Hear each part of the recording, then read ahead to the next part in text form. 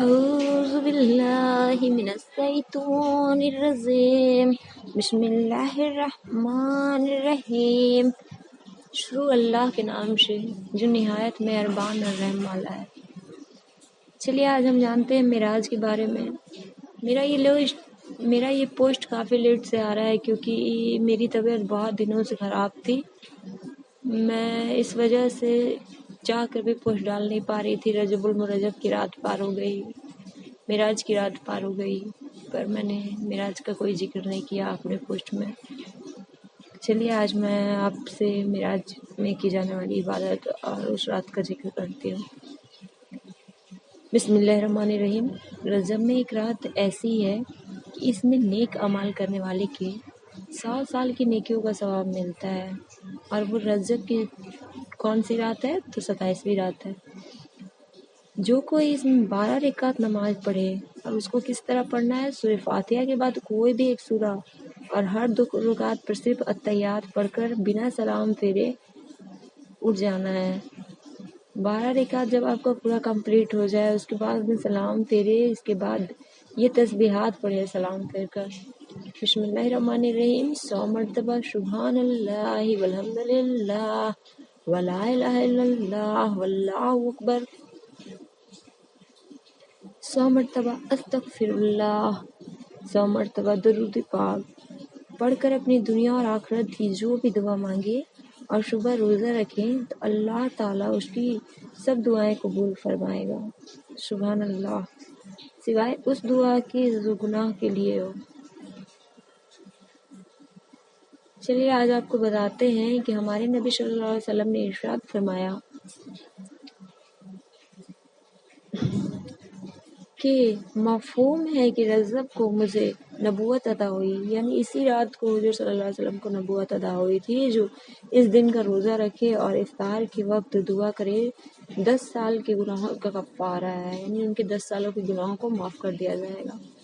معراج کی رات وہ عظیم الدین رات ہے جب حضرت ہمارے نبی صلی اللہ علیہ وسلم عرش پر گئے تھے اور اللہ تعالیٰ سے ملاقات فرمائی تھی۔ یہی وہ رات ہے جب اللہ تعالیٰ نے امت محمد صلی اللہ علیہ وسلم کو 50 نمازیں تحفے میں دی تھی، جس سے اپنی امت کی آسانی کے لیے حضور صلی اللہ علیہ وسلم نے 50 سے 5 کرائی، لیکن قربان اپنے رب کی کرمی پر کہ وہ 5 پر بھی 50 وقت کی نماز کا ثواب دیتا ہے۔ جو بندہ اس نیت سے نماز پڑھے کہ مجھے 50 نماز کا ثواب ملے تو انشاءاللہ اسے اتنا ہی ثواب ملے گا۔ سبحان اللہ۔ یہی وہ رات ہے جس میں اللہ تعالیٰ نے حضور صلی اللہ علیہ وسلم کو دوسرے تحفے سے نوازا، اور وہ ہے سورہ بقرہ کی 2 آیت۔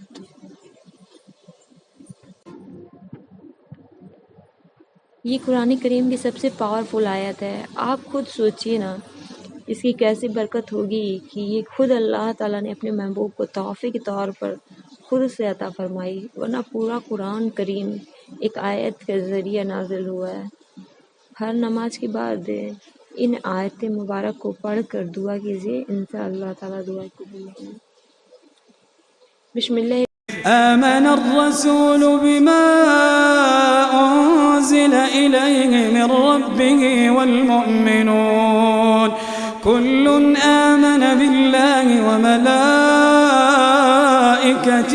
وكتبه ورسله لا نفرق بين أحد من رسله وقالوا سمعنا وأطعنا غفرانك ربنا وإليك المصير لا يكلف الله نفسا إلا وسعها لها ما كسبت وعليها ما اكتسبت ربنا لا تؤاخذنا إن نسينا أو أخطأنا ربنا ولا تحمل علينا إصرا كما حملته على الذين من قبلنا ربنا ولا تحملنا ما لا طاقة لنا به واعف عنا واغفر لنا وارحمنا أنت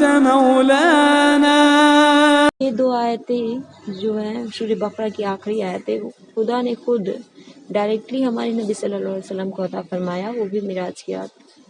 ہر نماز کے بعد اسے پڑھ کر دعا مانگا کیجیے، یہ بہت ہی باعمال اور مجرب آیات ہے۔ چلیے میں اپنے ان مسلم بھائی بہنوں سے جو یہ کہتے ہیں کہ کہاں لکھا ہے اس رات عبادت کرو، تو ان سے یہی کہوں گی کہ اللہ تعالیٰ کو پسند ہے کہ بندہ رات کے وقت میں اٹھ کر اپنے رب کو یاد کرے۔ یہی وجہ ہے کہ تہجد کی نماز میں دعائیں قبول ہوتی ہے۔ پہلے کے نیک بندے پوری رات عبادت میں گزار دیتے تھے، بے شک ہم ان کے آگے کچھ بھی نہیں ہیں۔